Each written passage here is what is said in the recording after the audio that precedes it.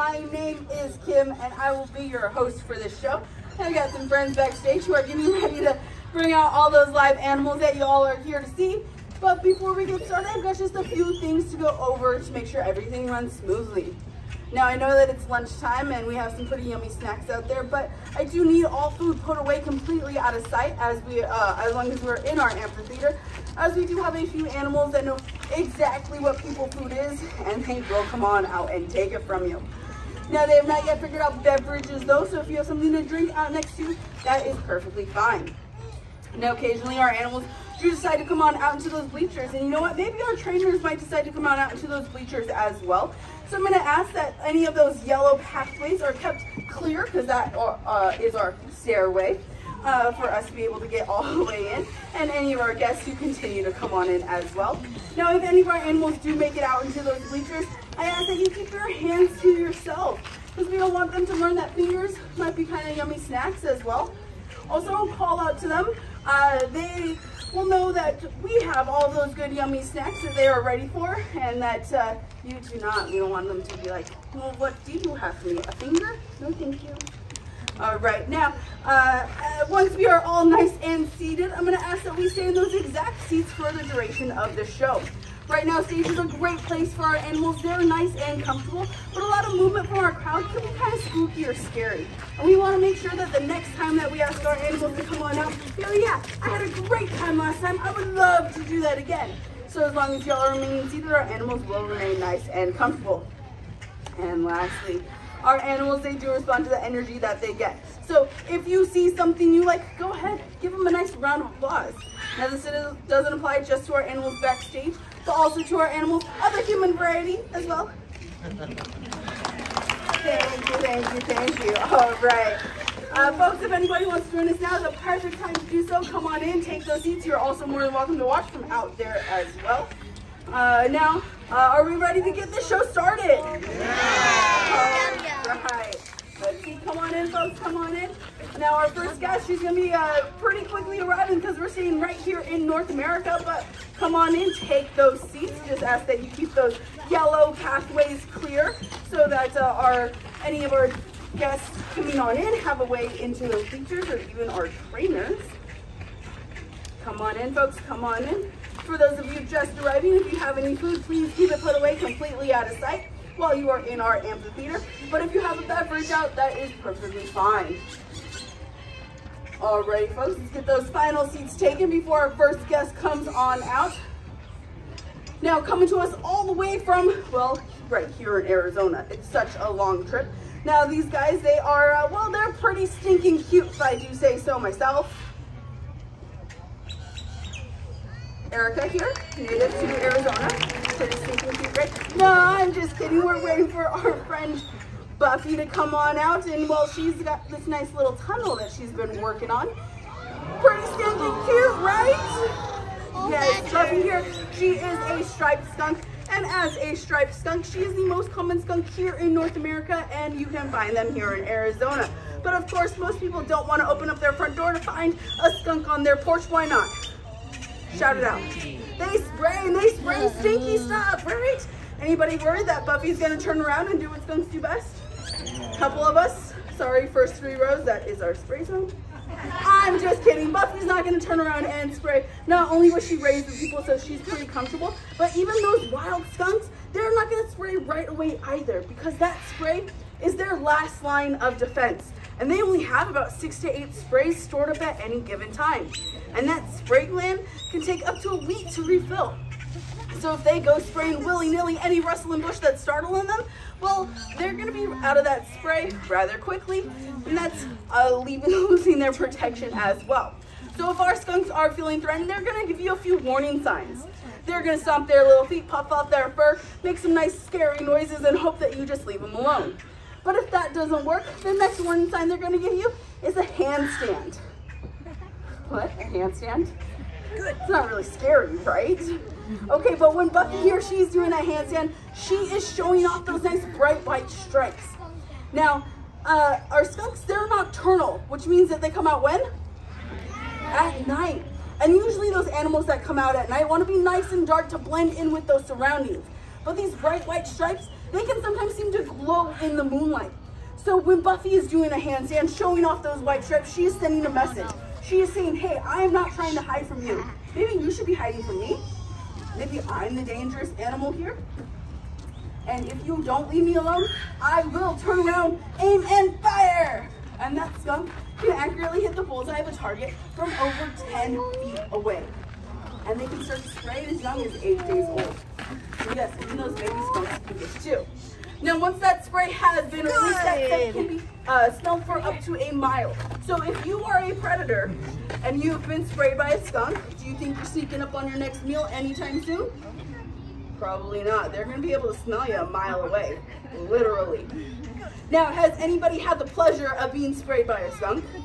Yes? Animals sprayed by a skunk too, our pets? How did we get it off? Tomato juice? Did it work? No, not really. Because we have found that tomato juice, well, that's just a myth. It used to be believed that the acidity in that tomato juice was strong enough to break down that skunk spray. But since then, we have learned that skunk spray is oil-based, and you need something that's going to break down those oils. And let me tell you, you already have it in your home. Dish soap. Same way that it breaks down the oils left by your food, it can break down that skunk spray. Throw a little bit of baking soda in there, that's going to help with the smell. And of course, we do recommend Dawn dish soap because Dawn is pet friendly, and let's be honest, it's our dogs, cats, miniature pigs, whatever sort of pet you have who's going after that skunk too, right? Yeah. Well, thanks for coming on out today, Buffy. Now, as Buffy heads on home, I don't want you thinking that she's just some stinky little creature you don't want around. These guys actually make pretty good neighbors. Because first of all, they're nocturnal, so unless you go for very many midnight strolls, probably not going to run into one of these guys. Secondly, some of their favorite foods are things that we do not like to have around. Things like ticks and cockroaches. And skunks, they're even a known predator of venomous snakes. Good! What? How does that cute little skunk eat a venomous snake? Folks, thank you so much for waiting. If you'd like to join us, now is the perfect time to do so. Well, that skunk has that nice thick fur coat.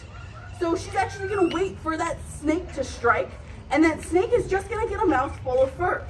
And then that snake, while it's waiting to see if it can have that skunk as a snack, that skunk is going to whip around, grab that snake behind its head, and now that skunk has a snack instead of becoming a snack.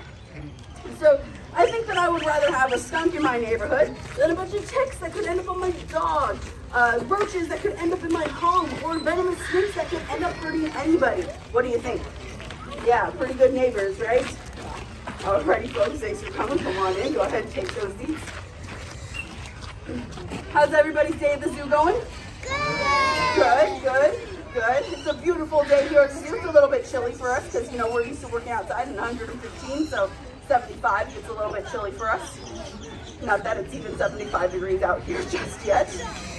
I'm literally wearing like 3 layers, and I'm still a little bit cold, yes. But beautiful day for walking around the zoo. Anybody make it over to that sea lion show? Yeah, that sea lion show was pretty great, right? Those sea lions, they're adorable.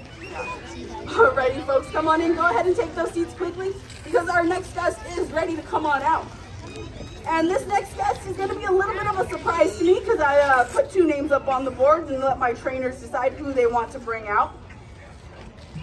Come on in, go ahead and take those seats. Anybody walking on up, I'm going to have you wait just right up there because our next guest is ready to come on out, and she's taking us all the way down to Australia. Coming on out is my friend Erica. You've met her, but she's bringing out Angel. Now, Angel here is a sulfur-crested cockatoo. These guys are native to Australia. Nobody's seen a cockatoo yet today, right? Nobody's seen a parrot? Okay, yeah, we've got plenty of parrots around our zoo, but Angel here, she's pretty special to us. Now, she gets that name sulfur-crested cockatoo from that nice yellow that she has on those feathers on the top of her head. Now, I know they don't look like they're at the top of her head because they're coming out the back, but that crest actually tells us how Angel is, well, how she's feeling, how she's responding to her environment. Right now, she's nice and calm, so those crests, it's down, it's nice and calm. But if Angel is a little bit alert or nervous about something, that crest is gonna go straight up in the air.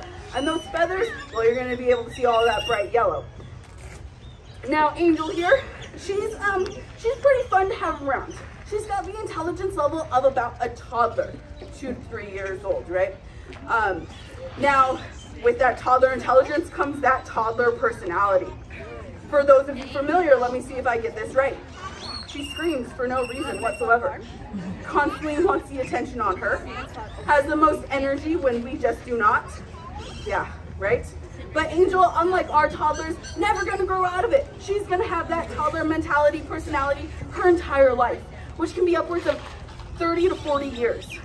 Anybody want a toddler for 30 to 40 years? I didn't think so. But Angel, she's done something pretty fun with that intelligence level. She has learned to mimic. Now, she has no idea what she is saying, but she sure has a grand time doing so. Let's see if Angel would like to show off for us today, shall we? What do you think, Angel? Can you say hi? So sweet.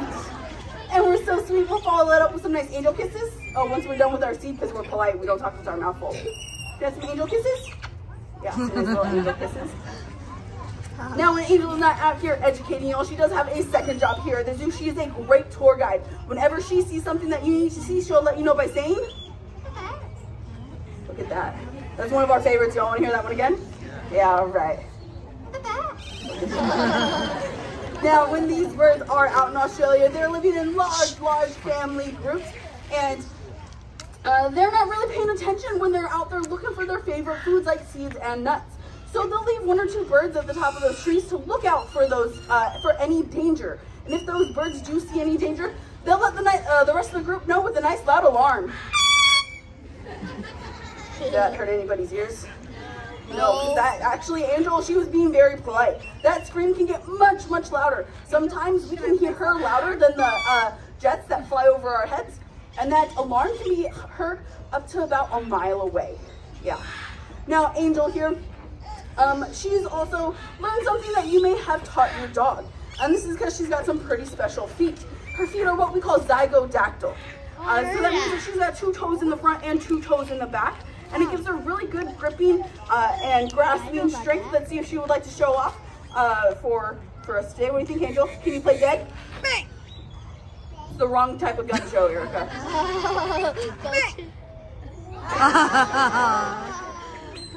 Pretty fun, right? Well, Angel, thanks for coming on out. Would you like to say bye to everybody with a nice big bow? Pause for dramatic effect.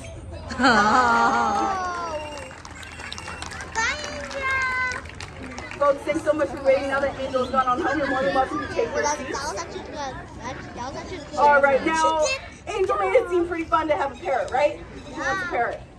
Yeah, but remember, toddler for 30 to 40 years. No, and that beak that Angel has, that's got over 300 pounds of crushing power in it, which means that she can chew through your table legs, your chair legs, your baseboards, anything she really wants to get that beak on. So if you're thinking, well, I would just really like to chat with a parrot, but I don't want a toddler for 30, 40 years, come on back and join us. Like Angel, most of the parrots that we have here on our zoo were previous pets, so they're very used to that human interaction. Go ahead and talk to them. They may talk back. They may say hi. They may say bye. They may look at you like you're crazy and walk away, because you're no toddler. They may also have some interesting phrases that aren't exactly family friendly.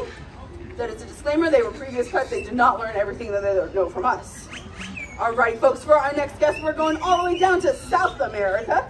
And, well, he's still a little bit shy, so it may take him a second or two to warm on up. Get it? He needs a second to warm up because he's a reptile. You've heard how reptiles are cold-blooded. Okay, it's not as funny when I have to explain it, y'all. We're going to get back to that cold-blooded thing in just a moment, but first, this is Helios. Helios here, he's a red tegu. You can find them in Argentina, Bolivia area. Now raise your hand if you've heard that reptiles are cold-blooded. Yeah, all right, well, I'm gonna introduce you to a new term because cold-blooded, it just kind of means that they don't keep themselves warm the same way that we do. We, as humans, we're what you call endotherms. And that means that we're using the energy we get from our food to help maintain our body temperature.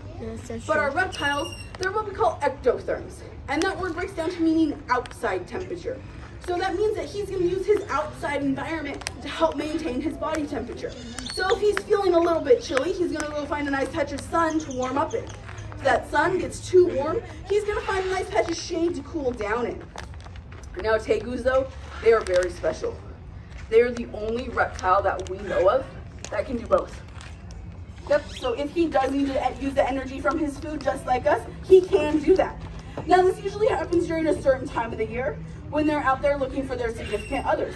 Because who's got time to be constantly moving from shade to sun when you're out looking for your girlfriend, right?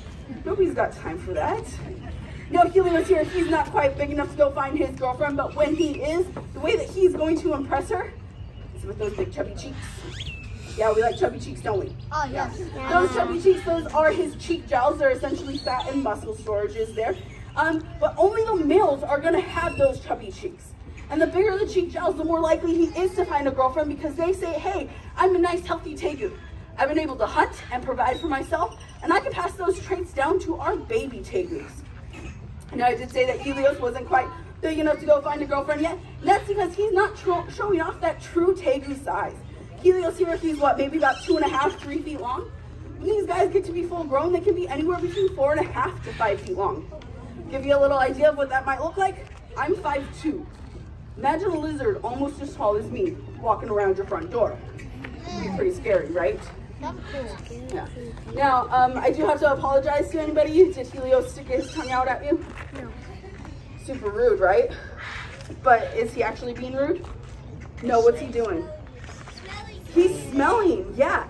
So he's using his tongue to smell. It's kind of weird, right? We use our tongue to taste. But what he's doing when he's flicking out that tongue, he's gathering all those scent particles out of the air and bringing them up to an organ in the roof of his mouth called the Jacobson's organ. And that organ tells his brain what scents are out there. Now this is very useful for Helios because, well, he is what we call an omnivore. So he's going to be using that scent to find his food. Now, what we like to say here is our omnivores, well, they're just going to nom their way through life. They're going to be eating a little bit of everything.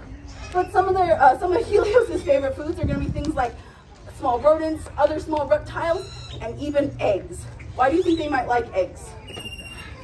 I can have you just stay right here while Helios is on stage. Why do you think he might like eggs? Because they can't fight back. Or more importantly, they can't run away. Eggs, they don't have legs. Well, thanks for coming on out today, Helios. I promise you he is real. I promise. Now Helios here, he was also a previous pet. So he's also very used to that human interaction, and he's a little bit spoiled. Folks, if anybody does need to make any seat adjustments, now is a perfect time to do so before our next guest comes on out. But I promise you, you're not going to want to miss our next guest. Okay? Now Helios, like I said, he was a previous pet, so he's really used to hanging out with us. And right now, he's actually slowed down a little bit because it's a little bit chilly out here. Has anybody heard of hibernation? Yes? Well, reptiles have their own version of it. It's called brumation. And that means that they're slowing their body system down so they don't need to eat as much and they're not going to be moving around as much. But if Helios felt like if he was in any danger, he would still be able to wake up and move around to get away from that danger. But he's pretty comfortable with us, so he knows that he can still just continue taking his nap as we continue to educate. All right, ready for our next guest? Yeah? Few of us, maybe we need a little bit more energy for him because it's a long trip from where he's coming from. He's coming to us all the way from Southeast Asia. You ready for our next guest? Yeah. All right. Coming on out is my friend Dale, and well, he's just utterly adorable, isn't he? Oh. Get it? Utterly adorable. Yeah. Now this is Dale. Dale here is an Asian small-clawed otter. As an Asian small-clawed otter, these guys are found in those those freshwater systems of Southeast Asia, like those lakes, streams, rivers, and even in those waters surrounding those rice paddies as well. Now Dale here, he is built for the water. Usually he's soaking wet, but maybe he wanted to stay out of that cool water today. But he's got that nice streamlined body and that rudder-like tail to help him keep those turns nice and tight. And of course, he's got that nice thick fur coat. Now, Dale's fur coat here has over 400,000 pieces of fur in 1 square inch. Most of us do not have half of that on our heads. Some of us have even less. There's a lot of hats out there. I can't really pinpoint anybody. Yeah. Now, Dale here, he's not just built for the water, he is also built for the land. You can see he has no trouble getting around our difficult obstacle course. And that's because he's what you call semi-aquatic. So unlike other otters, like those sea otters who have completely webbed feet, Dale here, he's actually only got webbing halfway up his toes. And that gives him little fingertips for him to use to climb around on all of our logs and rocks. And he'll even use his hands to catch his food. Now, if you see him catch a piece of fish, go ahead and give him a nice round of applause, because we've been practicing all summer. And it usually just kind of hits him and he has to go find it later. We're building our record. Our record is 3 in a row. So maybe we can, oh, that was 1, because the first one actually kind of fell out. So maybe, do we want to build that record, try to break that record? All right, every time he catches it, give him a nice round of applause. So we're at 1, 2, all right, building our record. Now Dale here, he is eating pieces of fish. These guys, they eat things like fish, shellfish, crustaceans, mollusks such as clams and mussels. And they might even get some of that vegetation from those rice paddies as well. So I got 3, I'm not. Oh yeah, breaking that record. I don't know, do you think that was cheating? Is that just a little bit cheating? Yeah. No? Okay, all right, we'll give that to you, Dale. Now, you'll find these guys living in large family groups, and that's really important for these otters, because when they're born, they don't exactly know how to otter. You would think an animal that's going to be living in or around water their entire life would be born knowing how to swim. Not these guys, they need swimming lessons, and their swimming lessons are just a little bit different than ours. Those otter pups, those are otter babies, are taken out to that body of water, and they are repeatedly dumped like an Oreo cookie, because that's how you learn to hold your breath. Bit of a rough start to life, don't you think? Yeah, but definitely something an older sibling would do. I would know. I'm a younger sibling. Now Dale here, he's got his half-brother Finn, who he lives with backstage, and he's counted us, his trainers, as part of his otter family. You can see he's utterly attached. Yeah. Now, as part of their otter family, though, we have some otter family rules, because these guys, well, they belong to a different kind of family. A family of animals called mustelids. Have y'all ever heard of a mustelid? No? Okay, well, a mustelid includes animals like weasels, badgers, and ferrets. You've heard of a ferret? Yes. Anybody smell the ferret? They stink. I didn't even have to ask. They stink. But our otters, well, just like those other mustelids, they also stink. But they can smell like up to 10 ferrets, usually soaking wet, who have been eating raw fish with their bare hands all day long. And let me tell you, all that fish that goes in does not smell half as bad as when it comes out. Yep. So our otter family rules are, when we go home, we shower first, hang out with friends and family later, because it's never fun to be told that you smell like fish. So otherwise, we would have very upset friends and very upset family. Well, thanks for coming on out today, Dale. We're ready to sign off with some autographs. Get it? Yeah, autographs. Now, folks, if you're feeling like you really need to get that otter fixed, come on back and join us. We've got Finn and Dale out here who are happy to show off during our shows, and a couple of other pairs of otters over in our aquarium buildings who are happy to show off those natural otter behaviors. You'll find them running around like crazy or sleeping. There's really not a whole lot of in between. Well, folks, Dale was the last animal for this show. If you have any questions, come